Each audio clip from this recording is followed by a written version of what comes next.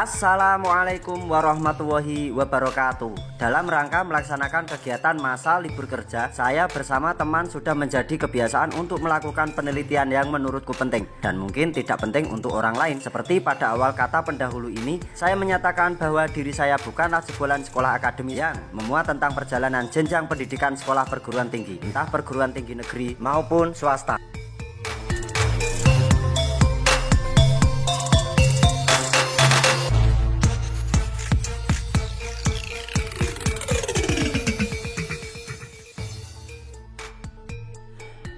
Jika kemarin kita sudah membahas tentang kondisi bangunan stasiun Gemawang, tentang kondisi jalur rel yang terputus, hingga mengulas keberadaan terowongan aliran sungai yang berada di bawah jalur rel.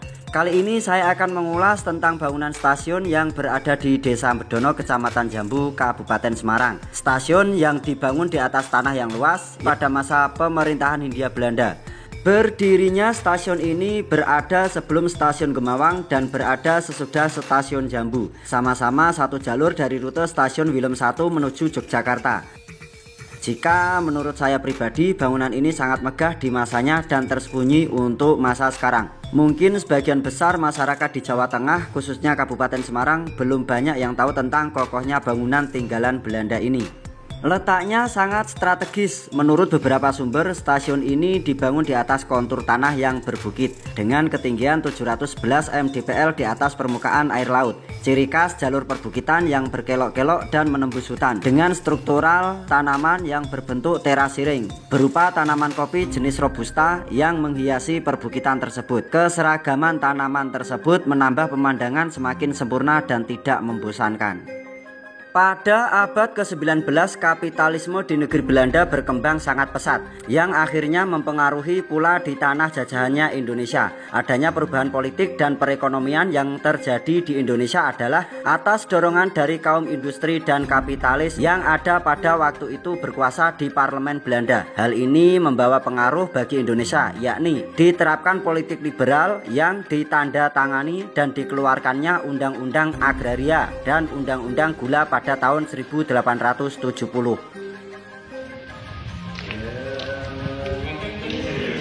Apa? Wah, iku sing rada rekoso ya, Mas. Heeh.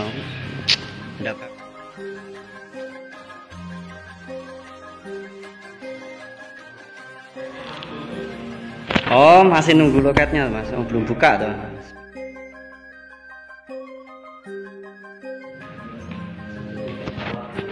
Oh, sing Joko ke sholat.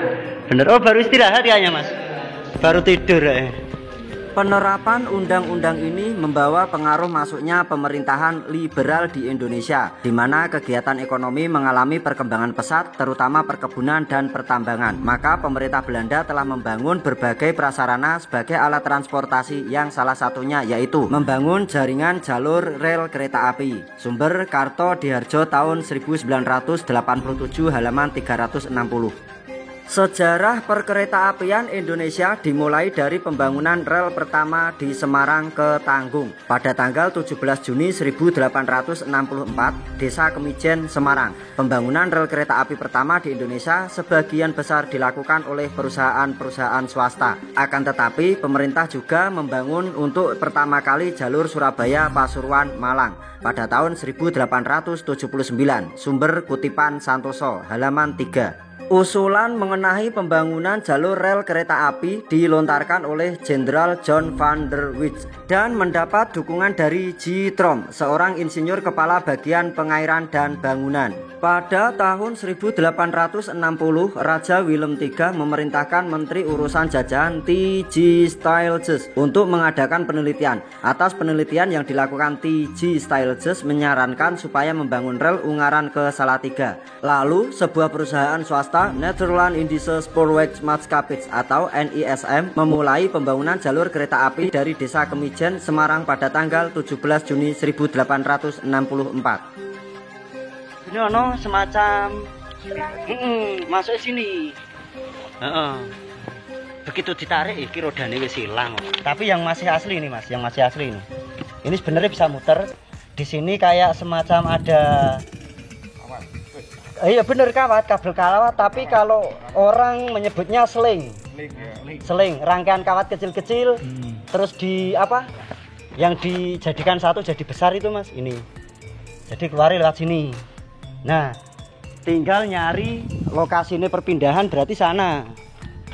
Yang sana berarti lewati kudune ono nganune iki mas. Ada semacam kayak pos.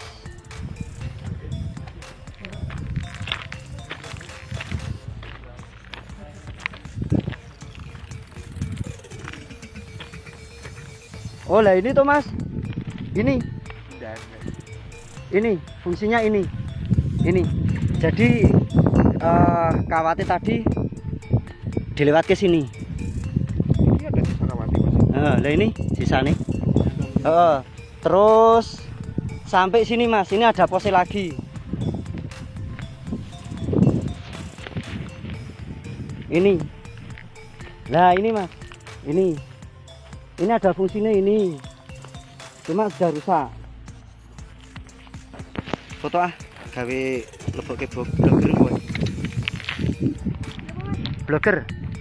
Oh, kuwi nganu. Apa ya istilahnya koyok pos.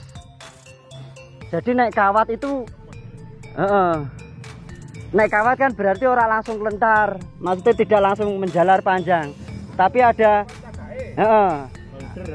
nah, holder. Ini ada lagi.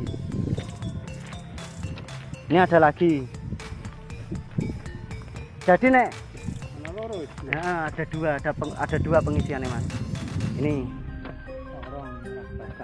Jadi nek perpindahan jalur itu tuh mas, biasanya nek masih kereta api yang masih aktif, biasanya di pinggiran jalan itu, di pinggiran rel, di pinggiran rel, itu biasanya ada kawat toh. Nah kawat itu fungsinya untuk menarik ini jalur ini, perpindahan jalur.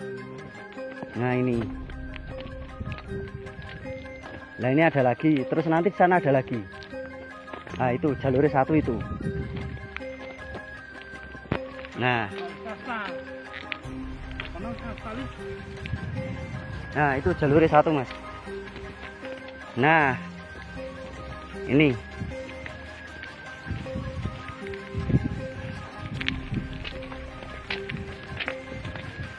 kalau tadi untuk yang keluar, ini yang masuk.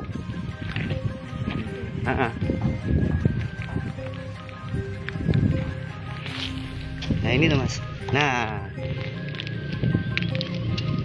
sistemnya sama dengan yang tadi mas.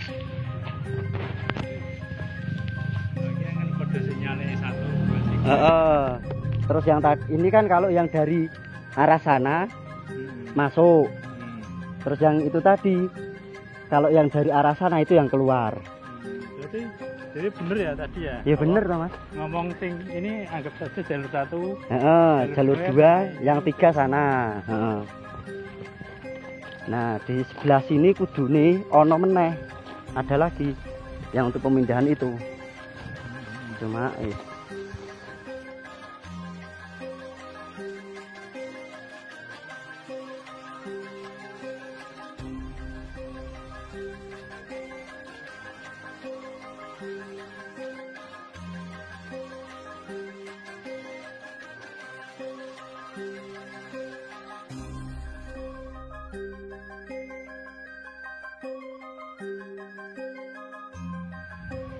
Isi berapa liter om? Emangnya tangki BBM ngawur. Yuk, isi berapa liter? Abot lho mas, kicorongnya mas iki. Dari nol ya. Apa? Duit? Wah ora duit duit bukan, duit kuno. Apa? Apa toh? Oh kalau cingking. Ben. Gimana gini? Tidak tahu. Dintup. Ora mau aku buat. Oh alah, jan wis kurang gawean tenan ya. Kalau jengking ya ditokke. 6 tahun kemudian kereta api yang pertama melaju pada tanggal 10 Agustus 1874. Jalur kereta api sudah sampai di Yogyakarta. Untuk kantor pusat NISM menggunakan Gedung Lawang Sewu. Kutipan Santoso 1983 halaman 5.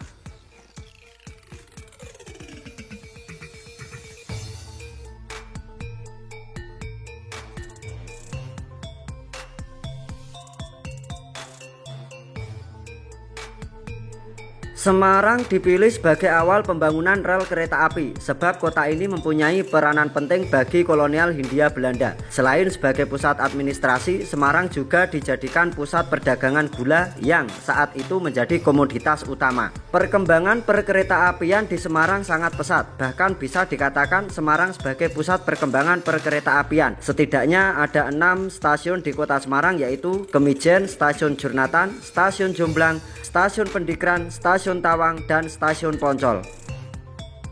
Stasiun Tawang dan Stasiun Poncol dibangun pada tahun 1914 dan masih berfungsi hingga saat ini. Stasiun Tawang dibangun oleh NISM dan diresmikan pada tahun 1914. Pada tahun yang sama, Cirebon Stroomtram Maskapit atau SCS juga menyelesaikan pembangunan stasiun barunya. Dalam perjalanan sejarah di Stasiun Poncol ini terjadi pemberontakan berupa mogok kerja para buruh kereta api. Namun aksi mogok kerja pada tahun 1920 ini dapat diredakan. Kutipan Englishon 2004 halaman 48. Sumber dari literasi sejarah penelitian Yuni Ratnawati, Fakultas Ilmu Sosial Universitas Negeri Semarang.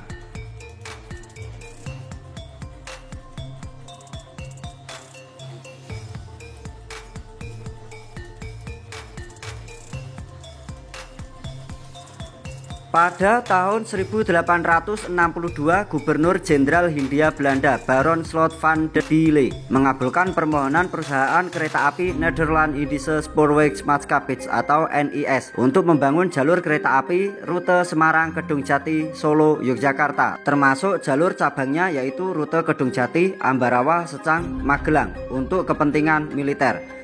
Jalur kereta api rute Semarang, Kedungjati, Solo, Yogyakarta selesai dibangun dengan susah payah dan beroperasi pada tanggal 10 Juni 1872. Termasuk rute cabang Kedungjati, Ambarawa selesai pada tahun 1873. Seluruh jalur kereta api tersebut menggunakan lebar rel 1435 mm. Khusus untuk rute Ambarawa Secang Magelang menggunakan lebar rel 1067 mm karena pembangunan jalur kereta api melewati daerah perbukitan dan untuk menekan biaya pembangunan agar tidak terlalu mahal.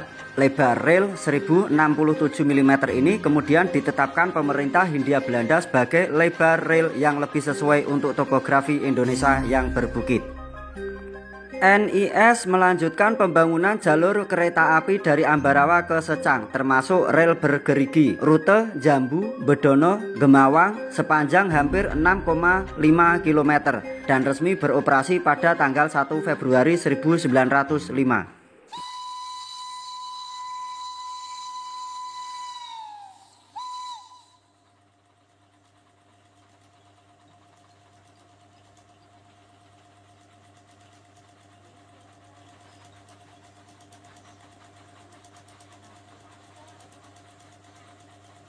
Rute kereta api dari Jambu menuju Gemawang harus melewati bukit yang terjal, kemiringan mencapai 65 derajat dan mendaki. Oleh karena itu, untuk menghemat biaya, dibangunlah rel bergerigi dan pada tahun 1902, NIS membeli lokomotif uap khusus untuk memiliki roda gerigi yaitu seri B25. Fungsi rel bergerigi ini adalah untuk menahan agar lokomotif uap B25 agar tidak mengalami kesulitan menanjaki jalur tersebut. Rel bergerigi diletakkan di tengah-tengah rel.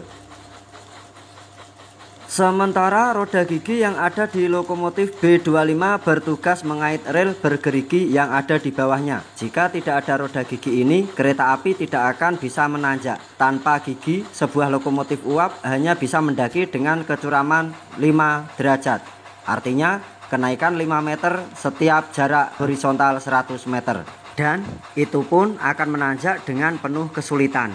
Penggunaan roda gigi memungkinkan kecuraman 65 derajat dapat dilalui meskipun dengan kecepatan rendah 10 km per jam. Pada saat menurun, maka roda gigi berfungsi untuk menahan kecepatan kereta api.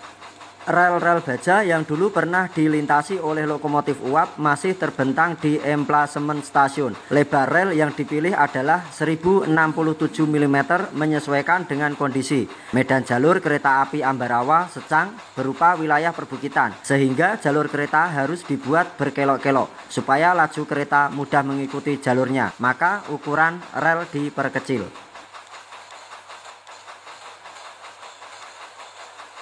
Jalur tersebut melalui pegunungan dan terdapat lereng yang kemiringannya lumayan curam di daerah pinggir, sehingga cukup membahayakan bagi kereta api biasa. Suatu terobosan akhir dibuat dengan melengkapi jalur bergerigi yang menuju ke arah Bedono. Jalur tersebut hanya dapat melintas oleh lokomotif khusus buatan pabrik S-Legend Jerman yang memiliki roda gigi yang mencekram rel bergerigi. Jalur kereta api Jambu Bedono Gemawang adalah jalur bergerigi pertama kali di Jawa yang disebut oleh D lokomotif tanggal 27 September 1904. Rel bergerigi di Indonesia yang masih aktif saat ini dapat dijumpai di Ambarawa, Jawa Tengah dan Sawah Lunto, Sumatera Barat yang dimanfaatkan sebagai jalur kereta wisata.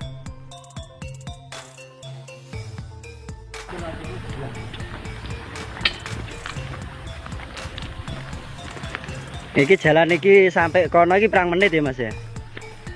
Nek nggo kereta apa piye? Ya jalan gini tok itu. Oh. Biar jajal mau bentar. Lah iki wis tak jajal. Wis tak hidupi nganggo nganu. Berarti sing loko enggak berkode B25 itu bergerigi ya Mas? Bergerigi. Itu terus yang di Palagan Ambarawa itu juga bergerigi Mas.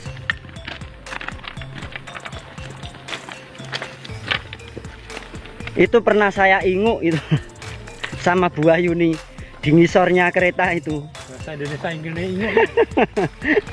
Lah.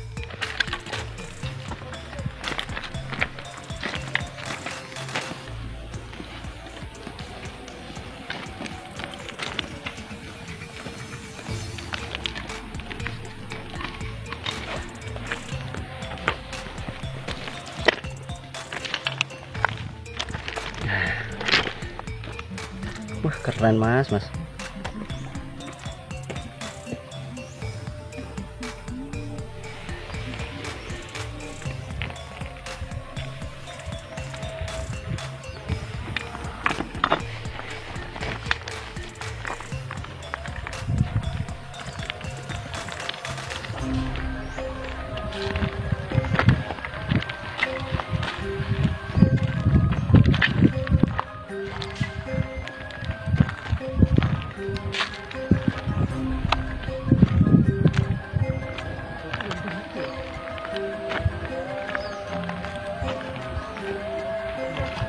Apa itu mas? Heh? Iki 78 dhewe sing liyane 902. Oh 1978 berarti wis diganti. Oh lah lempengannya beda mas. Kandel Kandel yang itu ketimbang yang ini. Ini sudah Maitron Melt. Oh Maiton. Jalur ini yang dari stasiun Willem 1 ke stasiun Bedono.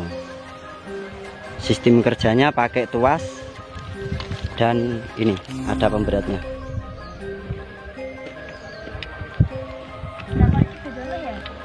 Ndi. Ini tahun berapa? 1965. Ini ono Romawi 4. iya. Oh, ini berarti cek kelas 4 ini.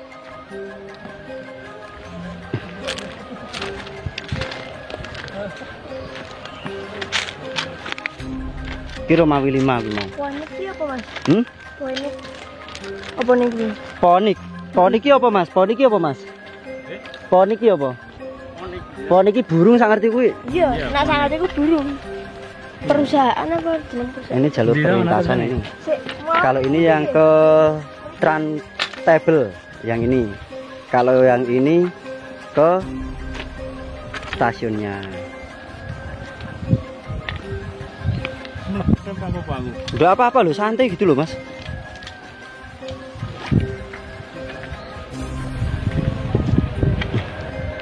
Perlintasan kedua. Terus itu perlintasan yang ke-1. Ini perlintasan yang ketiga ke Turntable.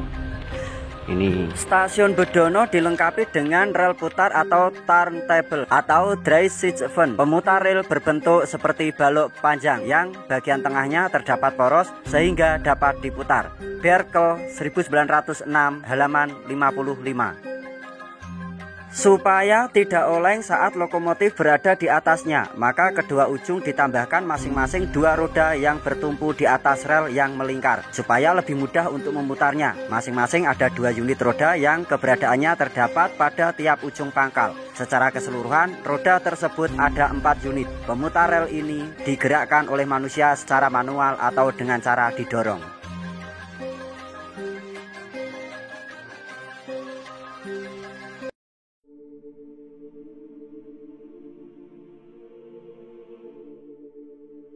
Fungsi awal rel putar ini adalah menggantikan jalur kereta tanpa harus mengangkatnya. Namun di stasiun Bedono, fungsi daripada rel putar adalah untuk mengembalikan arah hadap kabin lokomotif terhadap perbedaan kekuatan lokomotif berjalan, maju ataupun mundur. Hal ini kemudian menjadi pertimbangan dalam proses perjalanannya. Saat kereta bergerak ke arah stasiun Bedono yang menanjak, maka rangkaian gerbong didorong oleh lokomotif yang diletakkan di ujung rangkaian gerbong dalam posisi berjalan mundur. Dengan demikian, ketika sampai di Bedono, arah lokomotif yang mendorong kereta baik dari arah Jambu maupun Gemawang harus diubah arah hadapnya menyesuaikan arah perjalanan. Benarnya, hal ini bisa digunakan menggunakan rel langsir.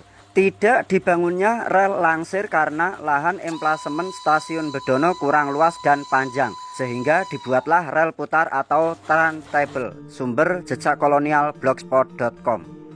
Terdapat 2 corong saluran untuk pengisian air yang berada di sebelah jalur perlintasan utama. Corong tersebut merupakan pipa saluran air yang menghubungkan ke penampungan atau sumber air utamanya. Letak penampungan air tersebut berada di sisi selatan rel jalur ketiga dan menempel pada dinding tebing. Kenapa penampungan air tidak dibangun dekat dengan perlintasan rel kereta api saja, yang sekiranya sama dengan keberadaan penampungan air di stasiun-stasiun lainnya? Jawabnya adalah jika kita mengingat kontur tanah di stasiun Bedono berbukit dan tidak terlalu luas maupun panjang. Jika diharuskan dan dibangun sama seperti di stasiun-stasiun atau sistem lainnya, maka harus diadakan penggalian sumur yang besar, maka akan mengurangi kekuatan kepadatan pada tanah. Jika dibangun penampungan air yang sama seperti di stasiun-stasiun lainnya, sudah pasti akan memakan banyak tempat, mengingat tanah tersebut tidak terlalu luas dan tidak terlalu panjang seperti stasiun lainnya. Yang jelas akan menambah biaya pembangunan karena material yang dibutuhkan untuk pembangunan penampungan air tersebut tidak sedikit dan membutuhkan banyak material yang bukan dari pasir maupun batu saja. Ada material tambahan seperti besi untuk membuat kerangkanya, membuat rajutan untuk bakalan lantainya. Maka penampungan air yang berada di stasiun Bedono dibangun sesuai dengan kondisi kontur tanah dan hemat biaya.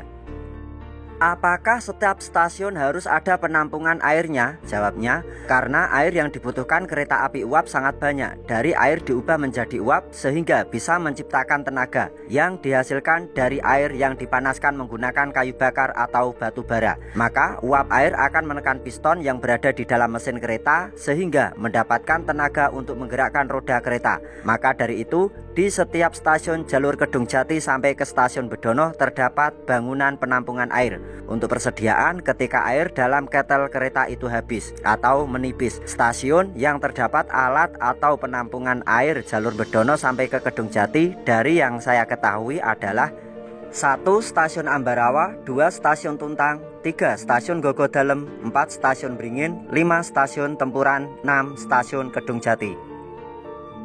Pada tanggal 29 Januari 1905, stasiun Bedono menjadi saksi kemeriahan perayaan pembukaan jalur kereta baru yang menghubungkan Secang ke Ambarawa. Hampir semua tamu undangan tidak terlewatkan kesempatan bersejarah itu. Rangkaian kereta berhias yang mengangkut pemangku kepentingan dari Magelang dan Semarang dipertemukan di stasiun Bedono sesuai dengan jadwal yang ditentukan, yakni pada pukul 9.30. Perjalanan mereka ke tempat perayaan dilalui begitu mengasihkan dengan melintas jalur perbukitan yang menyuguhkan hamparan pemandangan yang mengagumkan.